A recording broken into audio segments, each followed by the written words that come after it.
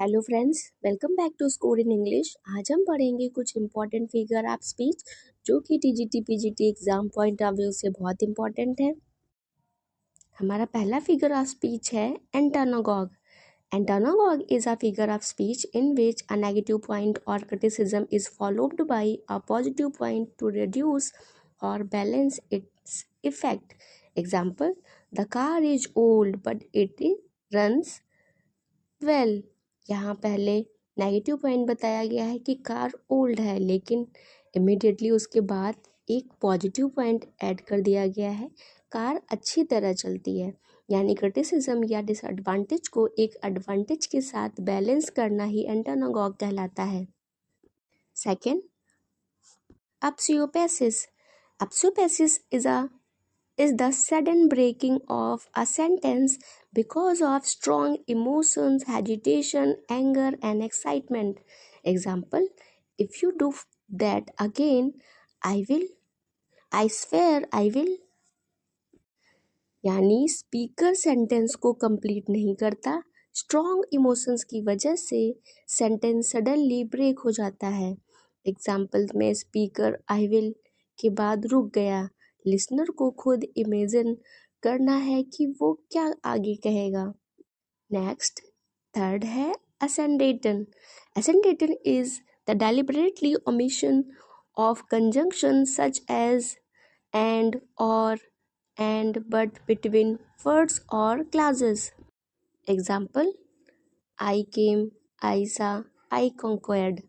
Normally हम कहेंगे I came and I saw and I conquered, लेकिन यहाँ कंजंक्शंस रिमूव कर दिए गए हैं, इसलिए सेंटेंस की स्पीड, रिदम और इम्पैक्ट बढ़ जाता है।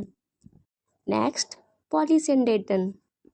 Polysyndeton is the deliberately use of several conjunctions between words and clauses. Example: we laughed and we cried and should and shouted and danced. एसेंडेटन का अपोजिट समझ सकते हैं, यहाँ कंजंक्शन को रिमूव नहीं किया गया बल्कि बार बार यूज किए गए हैं।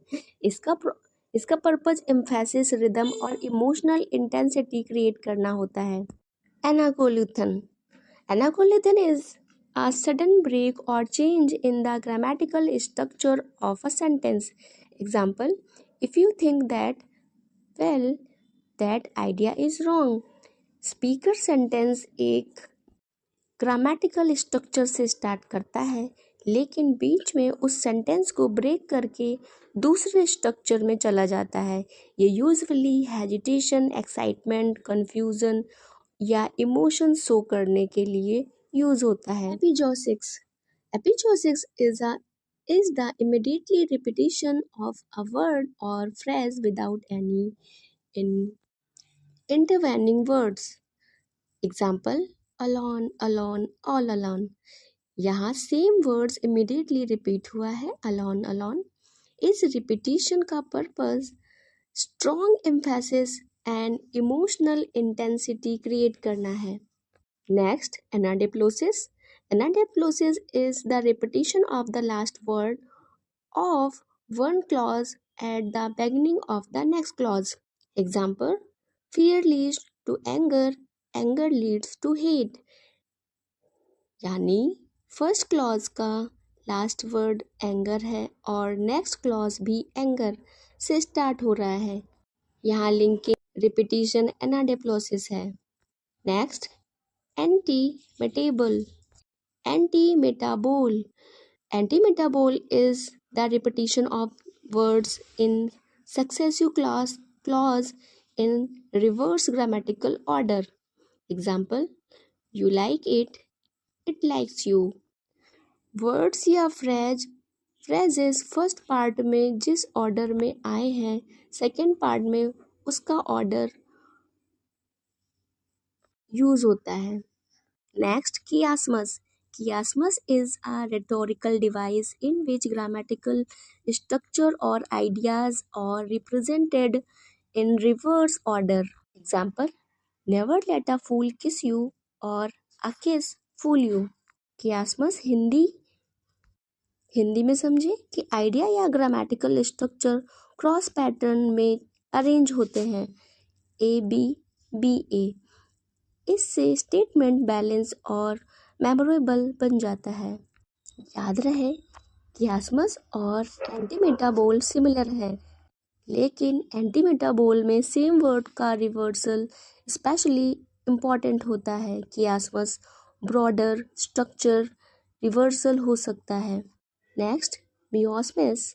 मियोस्मिस is a deliberate understatement of something serious, important, or significant. Example, it's just a scratch when the injury is actually serious. किसी सीरियस या इम्पोर्टेंट सिचुएशन को जानबूझकर छोटा या लेस इम्पोर्टेंट दिखाना ही मियोस्मिस होता है। लिटोट्स। लिटोट्स is an understatement in which a positive meaning is expressed through the negative of its opposite.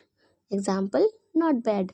Not bad literally negative लगता है, लेकिन इसका मीनिंग हो सकता है क्वाइट गुड। यानी पॉजिटिव मीनिंग को नेगेटिव एक्सप्रेशन के थ्रू एक्सप्रेस करना ही लिटोट्स कहलाता है। पैरालिप्सिस। पैरालिप्सिस is a rhetorical device in which a speaker emphasizes something by pretending not to mention it. Example, I won't even mention his past mistake. Speaker बोलता है कि मैं इस बात को मेंशन नहीं करूँगा, बट एक्चुअली उसी बात की तरफ ऑडियंस का अटेंशन ड्रॉ कर देता है। Hypophora. Hypophora is a rhetorical device which is a speakers ask a question and immediately provides the answer. Example, why does this matters? Because it's affect everyone. Speaker पहले question ask करता है और फिर immediately answer भी दे देता है। Speeches, essays and परsuasive writings में इसका यूज़ बहुत कॉमन है। प्रोकैटालेप्सिस। प्रोकैटालेप्सिस is a rhetorical device in which speaker anticipates an objection and answer it before the audience can raise it. Example, you might think this is risky, but the data says otherwise. Speaker audience के possible objection को पहले ही imagine करता है और फिर उसका answer दे देता है। Athesis is the use of or expression an unusual, strained, or technically incorrect way, often creating a striking metaphor. Example, the elbow of the chair. यहाँ एल्बो नॉर्मली ह्यूमन बॉडी का part है, लेकिन chair के एक part के लिए use किया गया है।